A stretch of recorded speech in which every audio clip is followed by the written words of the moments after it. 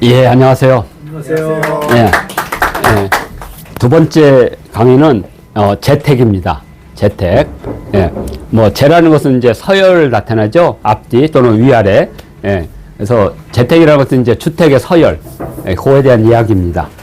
그래서 뭐 늘 이렇게 소개하는 거니까요. 바로바로 넘어가도록 하겠습니다.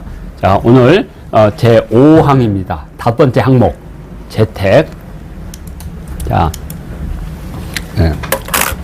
이 앞쪽에서 조사하면 벼슬아치, 그리고 사부하면 그냥 양반, 뭐 이렇게 이런 뜻입니다. 사대부 그냥. 예. 그래서 사대부는 고대 기문, 그 문을 높고 크게 할 수 있는데 일반 서인은 유금 금지한다. 그죠? 예, 당전, 당이라는 건 이렇게 뜰이 있고 뜰 위에 이렇게 항상 얘들 집을 짓거든요. 이렇게 이걸 당이라고 합니다. 당 앞에 뭘 하느냐? 여기 종붕이라고 했죠. 실형이라고 합니다. 전나무 실형, 전나무종 실형. 좀 이따 하기로 하고요. 실형을 넣고 인기 여초, 그 남은 가지, 여초 가지초, 남은 가지는 끌어다가, 그러니까 뭐냐면 이렇게 나무로 이렇게 심어가지고 이렇게 덮개 같은 실형을 해놓고 가지들 있죠. 그 가지 끝을 자르지 않고, 그러니까 지금은 다 자르잖아요. 전지하잖아요. 자르지 않고 그걸로 막 이렇게 꼬여가지고 모양을 만드는 거예요. 예, 그러니까 일부러 찰사 같은 걸 이렇게 만들면 그 가지가 이렇게 자라면서 모양을 만들죠. 그런 식으로 한다는 겁니다. 이게 인기여초라는 게 가지를 끌어서 뭘 만드냐?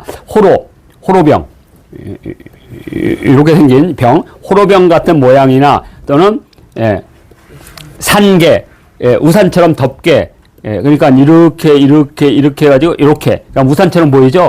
우산처럼 한다든가 학이 나는 것처럼 이렇게 가지를 이렇게, 그러면 뭐 금방 이해할 겁니다. 예, 형상을 만든다. 이것을 노송취병이라고 한다. 여기서 노송은 오래된 소나무라는 뜻이 아니고 전나무를 부르는 이름이에요. 전나무를 노송이라고 부릅니다.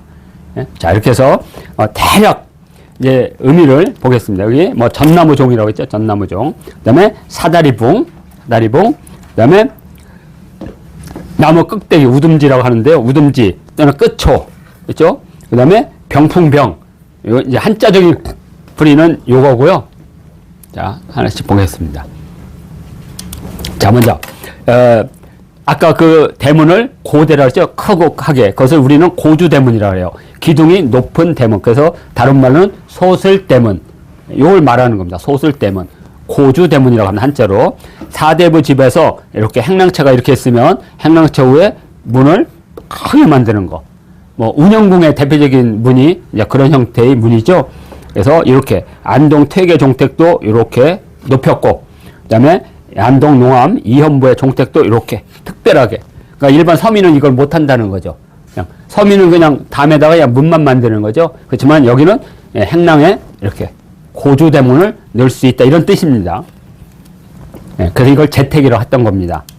자, 종붕은 어떤 거냐면, 자, 여기 보면 이것은 이제 이인문의 고송 유수첩의에서 이 대택 아회, 큰 집에서 이렇게 시회 모임을 갖는 걸 아회라고 합니다. 아회하는데 아래쪽 별채, 그러니까 이쪽이 본체고 여기가 별채거든요. 별채 오면 이렇게 보이죠. 이렇게 나무로 이렇게 엮어서 햇빛을 가리기도 하고 물을, 여기에 있어도 이제 물이 잘 안 떨어지죠. 그래서 이것을 종붕이라고 하는 겁니다. 종붕. 이렇게 전나무로 엮어 만든 실형. 근데 여기는 등나무 실형입니다. 전나무 실형이 아니라 등나무. 근데 대체적으로 예전에는 등나무 실형이 꽤 많았던 것 같아요. 이렇게 이렇게 이렇게 철로 이렇게 엮은 후에 양쪽에서 이렇게 등나무를 심어서 이렇게. 지금 저희 사는 아파트도 등나무로 실형을 딱 엮거든요. 예, 뭐 보기 좋습니다. 학교 같은 데 가면 학교에 많죠. 예, 그걸 말하면 됩니다. 전나무 실형이다. 요렇게. 왜냐면 제가 전나무 실형을 찾으려고 찾는데 아직 못 찾았습니다. 그림이나 이걸 찾아야 되는데 이게 검색이 안 돼요. 그래서 이제 제가 갖고 있는 예전에 그 조선시대 때 풍속화나 이런 거 다 뒤지고 있어요. 근데 이게 검색이 안 돼. 왜냐면 여기 대택 아회도에서 또는 고성 유수첩이라고 하는데 여기서 어떻게 이게 검색이 되겠어요. 그러니까 하나하나 그림을 다 봐야 됩니다. 이렇게. 그래서 현재는 못 찾아서 할 수 없이 등나무 실형만 이렇게 올렸던 겁니다. 이거 전나무 실형이고요. 바로 이제 아까 말한 대로 요 모양이 호로병으로 한다든가 또는 산개 모양을 한다든가 그런데 이것도 못 찾았어요. 전나무를 이렇게 밑에서부터 이렇게 크게 이렇게 기우거든요. 그래서 다시 이렇게. 그래서 분재집감이 있을 거예요. 이렇게. 그럼 이게 우산처럼 보이잖아요. 이렇게. 이런 뜻입니다. 근데 없어가지고 소나무 분재처럼 근데 이것도 지금 엮어서 뭘 만들려고 하는 건데 우산 모양이 없어요. 차타차타 못 찾아서 그냥 참고로 하라고. 그래서 산개 중에는 이제 이런 식으로 이렇게 우회를 하지만 이 산개가 그냥 일반적으로 햇빛 가리개도 되거든요. 그래서 여기 제가 할 수 없이 연경당의 선양제의 요 차양. 그래서 불자 위엔 덮개라든지 또는 햇볕을 가리기 위한 일산이라든지 차양막 이런 것들을 전부 다 산개라 그래요. 통칭해서. 그래서 이걸 보여줄 수 있는 게 없어요. 전나무로 된 산개가. 그래서 할 수 없이 연경당 선양제의 요 차양을. 그러니까 차양막이 산개라는 거하고 같은 뜻이다. 이렇게. 차양막은 햇빛만 가리는 게 목적이고 산개는 뭐 이렇게 햇빛도 가리고 눈도 가리고 그러니까 눈 올 때 눈도 가리고 비도 이렇게 좀 내리게 하는 막게 하는 그런 것이 산개다. 우산산자다 덮을게. 산개입니다. 주로 어떤 때 산개가 많이 들어가냐면 임금님이나 높은 사람이 행차할 때 들고 가죠. 차양막 이렇게 둥글게 돼서 그런 것들이 다 산개다. 이렇게 보시면 되고요. 자, 노송취병입니다. 이 노송취병도 없어요. 그래서 이 취병은 우리가 말하는 차양막 취병이 아닙니다. 이것은 담장을 아름답게 만든 취병이에요. 우리나라에도 이제 이런 취병들이 많은데, 대표적으로 이제 여기 주합로의 취병, 이렇게 있죠? 취병이고, 그 다음에 이것은, 창덕궁 취운정의 취병, 이렇게 있죠? 예. 근데 이제 이 건축물의 이 앞쪽에 이렇게 한 취병은 아직 찾지를 못했습니다. 차양막은 나오는데, 이렇게 창처럼 만들어서 이렇게 들창처럼 들었다 올렸다 내리는 차양막은 있는데 지금 말한 대로 전나무 같은 걸 이렇게 심어가지고 전나무를 심은 후에 이 전나무를 이렇게 엮은 후에 그 가지를 이렇게 엮은 그런 노송취병은 아직 못 찾았습니다. 그러니까 비슷한 형태 취병은 이런 건데 요게 위에 올라갔다고 생각하시면 돼요. 이렇게 올라갔다고 생각하면 그게 노송취병입니다. 보통 취병을 대나무로 하지 않나요? 대나무도 많이 합니다. 저건 지금 대나무로. 예, 그렇죠? 예.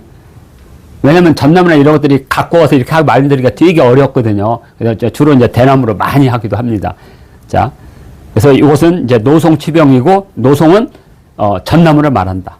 소나무가 아니고, 이 정도로 하면 취병은 충분히 된 것 같고요.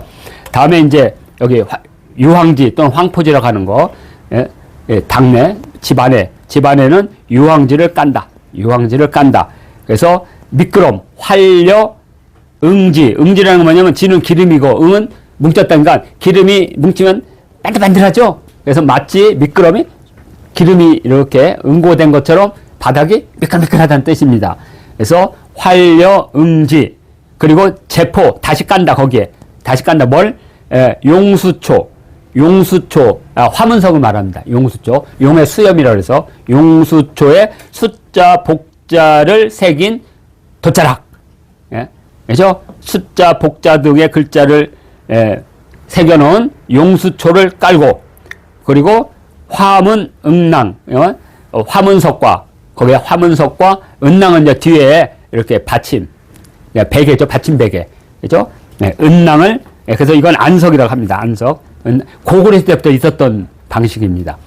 은낭을 한다. 그 다음에, 유설, 들창에는 만자, 복창, 만자를 이렇게 무늬를 새긴 이중창 두 개를 이렇게 놓는다. 이중창. 그리고 여기 유의 개합. 그 밀고 닫는 거 개합. 열고 닫는 거 개합. 그래서 마음껏 유의는 이 빨리빨리 이동하는 거죠. 빨리빨리 움직이는 열고 닫는. 그리고 창호지에는 기름을 먹인다. 그죠? 기름을 먹여서 이렇게, 깔끔하기가 마치 네 은색이다. 은을 입힌 색이다 이제 니은색. 예. 그리고 예. 감, 유리, 감외. 감은 우리가 상감청자할 때 감이에요. 새겼다. 예. 그죠? 넣었다. 이렇게 넣었다. 끼워 넣다. 그래서 유리를 끼워서 감, 외. 바깥을 조감. 우리가 조감도 했으니까 바깥을 볼 수 있게 유리를 껴놓기도 한다. 예. 왜냐하면 창호지를 하면 안 보이니까. 예. 그래서 중간중간에 요만하게 해가지고 유리를 낀다는 거죠. 그러니까 기름종이를 매긴 후에 중간중간에 고기를 잘라서 유리로 그런 것들 많이 볼 수 있을 겁니다. 그래서 한자로는 예, 여기 예, 별포자 예, 점포입니다. 점포. 예. 자, 점포는 무슨 뜻이냐면 많은 분들이 오해하는데 점은 그 문 안에가 점이에요. 안에가 상점할 때 점. 그럼 포는 뭐냐? 우리나라는 전통적으로 중요한 물건들은 안에다 이렇게 차곡차곡 놓고 그걸 보여주기 위해서 이른바 이제 좌판처럼 앞쪽에 가게 앞쪽에 쫙 펼쳐요. 다 그렇죠? 생선집이 특히 그렇죠? 생선집이. 그래서 안쪽에는 이제 생선이 있고 바깥쪽에 종류별로 이렇게 놓죠. 그걸 포라 그래요. 그래서 점포입니다. 이걸 합해서 점포. 점포. 자, 그리고 응지는 기름이 엉기다. 그러니까 유는 들창유. 이렇게 들었다 놨다. 이렇게 개폐하는 문이 아니라 개폐하는 문은 창이라고 하고 이렇게 들었다 놨다 하는 것은 유라고 합니다. 들창. 예. 그리고 감은 새겨 넣을 감. 상감 청지할 때 쓰이거든요. 상이라는 것은 어떤 특정한 모양을 새기다. 새기다. 상감. 상감기법. 그리고 조감도 할 때 감자입니다. 눈목자에다가. 예. 그래서 이렇게 보는 거. 그래서 감위하면 밖을 내려다보다. 이런 식으로 한번 보겠습니다. 자, 여기는 이제 마룻바닥입니다. 우리나라 전통적인 건 다 마룻바닥을 합니다. 그런데 왜 여기다가 특히 공부방은 유황지를 안 깔으냐? 아이들이 뛰어다니다가 미끄러지면 머리가 깨지고 막 그래요. 되게 위험해요. 그래서 활동량이 많은 데는 절대로 유황지를 안 깝니다. 다 오돌도돌한 마룻바닥을 깔아요. 그래야지 애들이, 그리고 여기다 기름칠하면 안 돼요. 우리 학교 다닐 때 마룻바닥 기름칠한 것은 정말 잘못된 거예요. 네, 그건 애들 넘어지라는 얘기예요.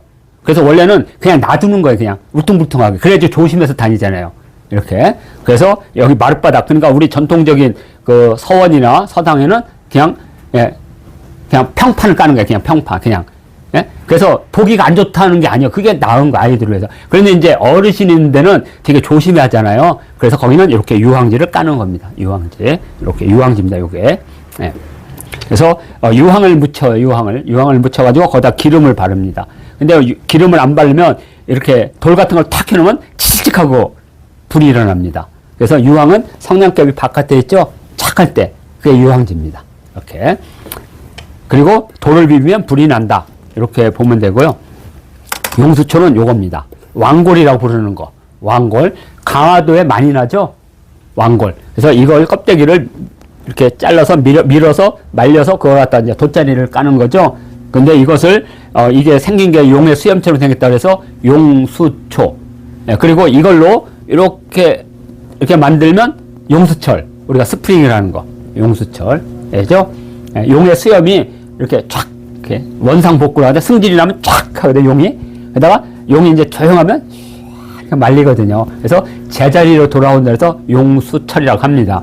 자, 요게 돼 있고요. 여러 해살이 풀인데 돗자리를 만듭니다. 돗자리. 그래서 돗자리 완이라고 합니다. 돗자리 완. 예, 용수초가 왕골이에요. 돗자리 완. 그럼 어떻게 쓰냐? 이렇게 쓰죠? 자, 그러면 이 돗자리가 많이 나는 섬 이름은 완도예요. 그러면 왜 완도에 청해진이 있느냐? 예전에는 이렇게, 포목으로 하면 이게 비싸잖아요. 그래서 예전에는 주로 일반 선박은 전부 다 왕골대로 해서 만들어요. 한번 갔다 오면 버리면 되니까. 그죠? 그래서 왕골대가 많이 자라는 지역에 항구가 발달될 수밖에 없어요. 그러니까 조선시대 때 뭐 병라도 또는 혈구진, 청해진 이런 데가 혈구진이 강화도잖아요. 신라시대 때 3대 그거잖아요. 항구. 그러면 왜 거기가 있느냐? 거기가 왕골이 자라니까. 그걸로 선박에 왔다 갔다 해야 되니까. 갔다 오면 제일 먼저 선박에서는 뭘 사겠어요? 출항하기 위해서. 화문석을, 왕골대를 해서 화문석으로 돗자리를 깔아야 되니까. 그래서 완도에 청해진이 있는 겁니다. 예. 예. 참고로 요 청해진, 여기서부터, 여기가 이제 육지거든요. 뭐, 저희 처가집이 여기 있습니다. 여기. 이렇게. 하여튼, 완도의 완자, 그래서 생긴 겁니다. 그리고 청해진이 왜, 항해의 중심지가 되는지는 이 왕고를 통해서 우리가 확인할 수가 있습니다.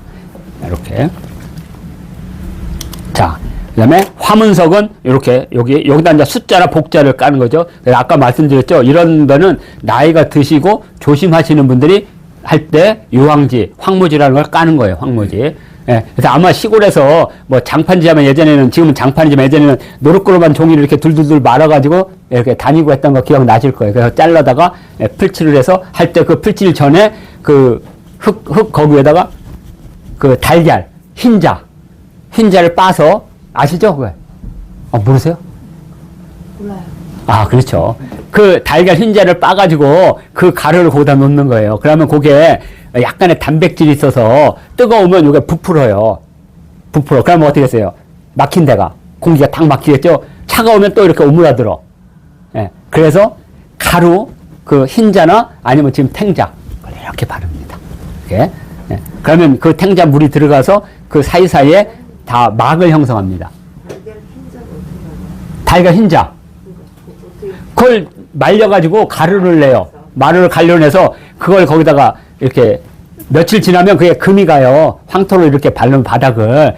그럼 금 위에다 이렇게 넣어서 모래 이렇게 우리가 무슨 그 도로 같은 거 자갈할 때 그 채우듯이 그 달걀 흰자 가루를 해요. 그런 거 처음 들어보셨죠? 그러니까 삶이란 그래요. 어렸을 때 봤던 건 기억이, 왜냐면 저희 아버님이 어디 가서 하면 우리가 졸졸 따라가서 옆에서 노동력을 대여해야 되잖아요. 그래서 우리 부모님들이 애를 그렇게 많이 낳은 것 같아. 고추밭에 똥 퍼가지고 걸음하기 위해서 자식들을 그렇게 많이 낳았던 것 같아. 예비 노동력들. 그죠? 밥만 주면 할 수 있는. 장판에 콩을 이렇게 하는 거. 콩기름도 이기죠. 콩, 그거. 예.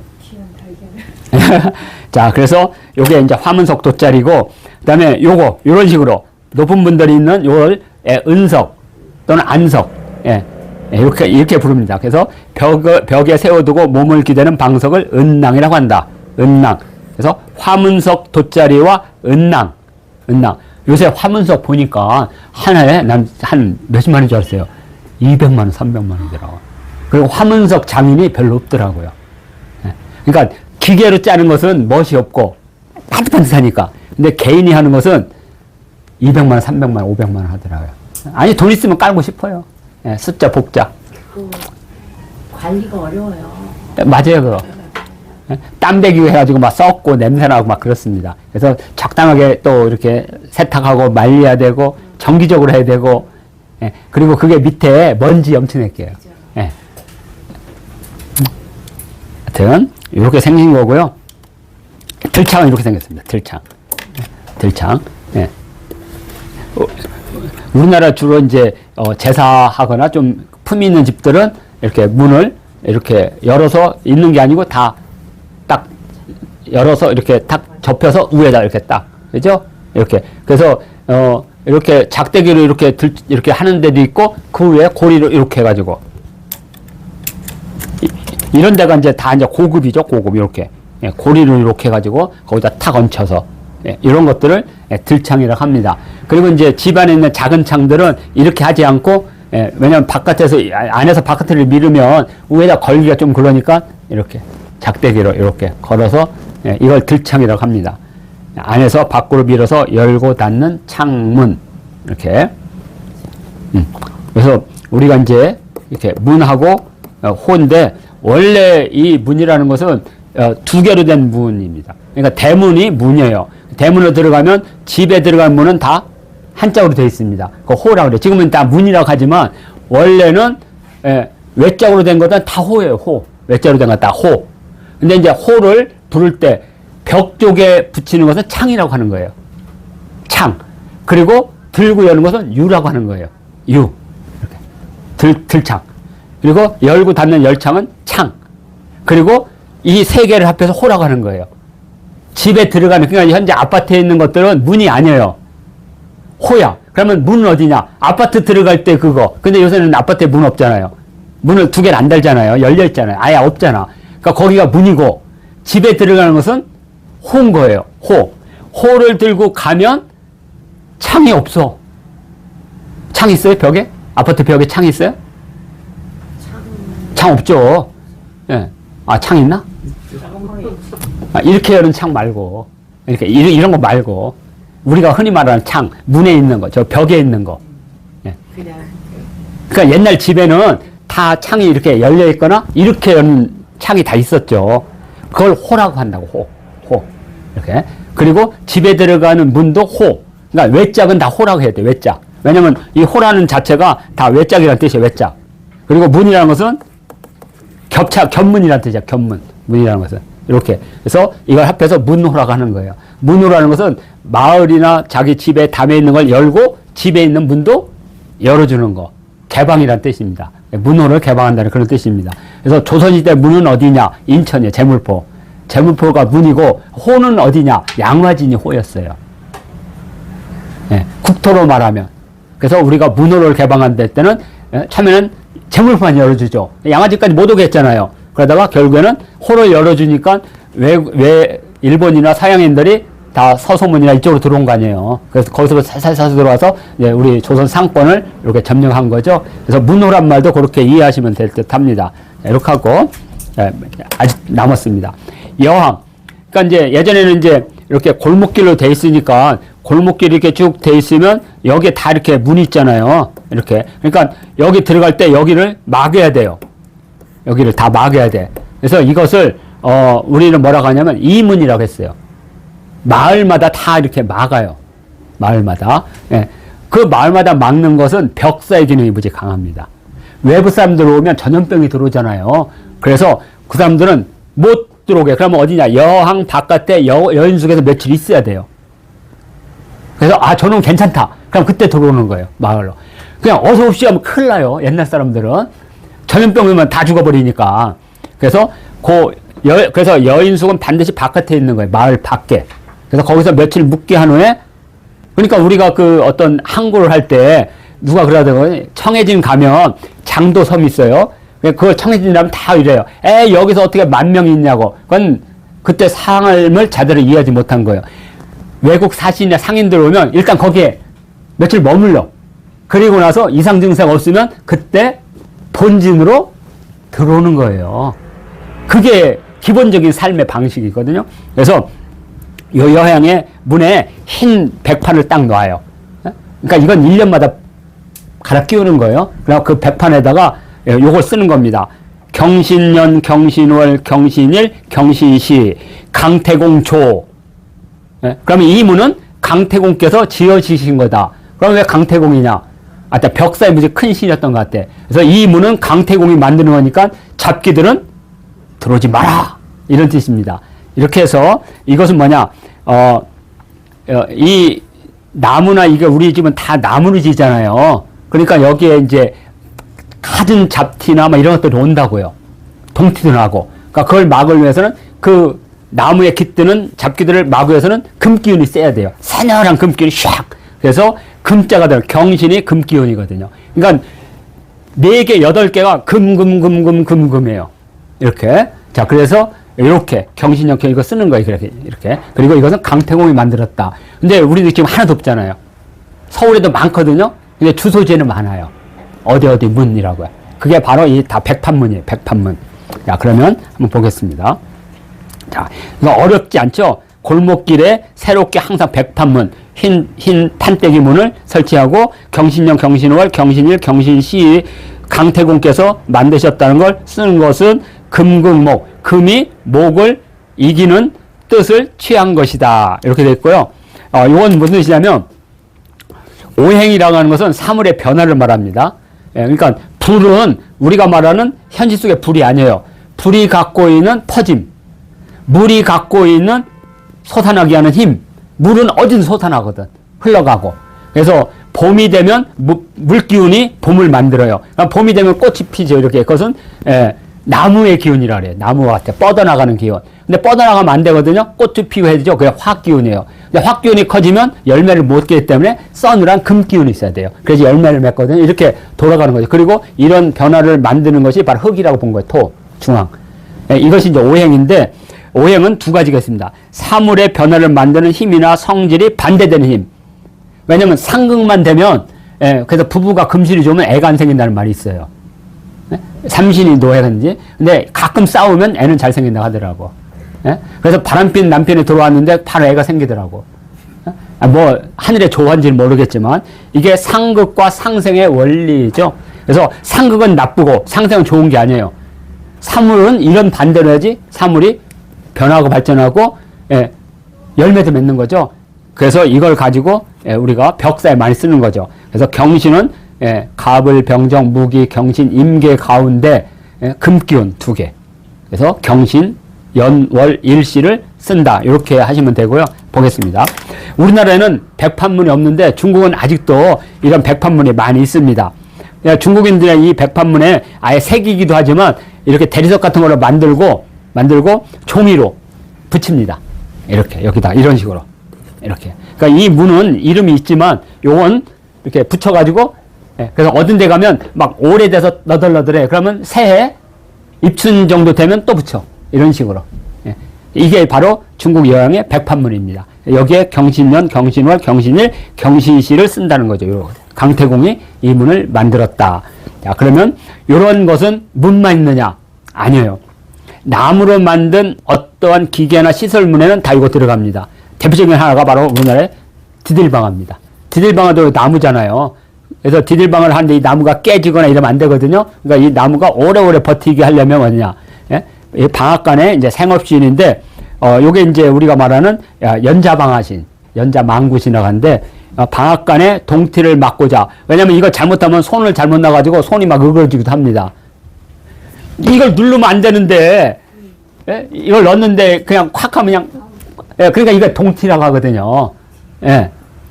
잠시 어디서 그냥 이쁜 뭐가 모양이 딱 나오니까 흑 가지고 홀라당 반해가지고 콱 눌러버려. 그러면 그냥 꽝 그러면 손 다. 이런 동티를 막고자 여기에 경신년, 경신월, 경신을 어디냐? 요 밑에다 이렇게 씁니다. 이렇게 써요. 새기기도 하고 이렇게 해서 또는 강태공 하마처. 강태공이 말에서 내린 곳이다. 이러면 이제 동티가 안 나온다. 이렇게 하기도 합니다. 요것은 이제 개방된 곳에서 하는 거고요. 이렇게 지붕이 있는 데는 지붕 위에 석가래에다가 주로 이렇게 씁니다. 이런 식으로. 이렇게. 그래서 이것도 우리나라 전통적으로 디딜방아에서도 쓰고 있다. 그러니까 나무로 된 거에서는 이런 경신년, 경신월, 경신일, 경신시에 벽사문이 쓰여진다. 이걸 말하는 겁니다. 예전에. 그러니까 우리가 이 풍속에서 모든 걸 말할 수는 없지만 중간중간에 우리가 이해할 수 있는 그런 벽사문이 이렇게 되어 있습니다. 자, 이렇게 해서 제2강 마치도록 하겠습니다.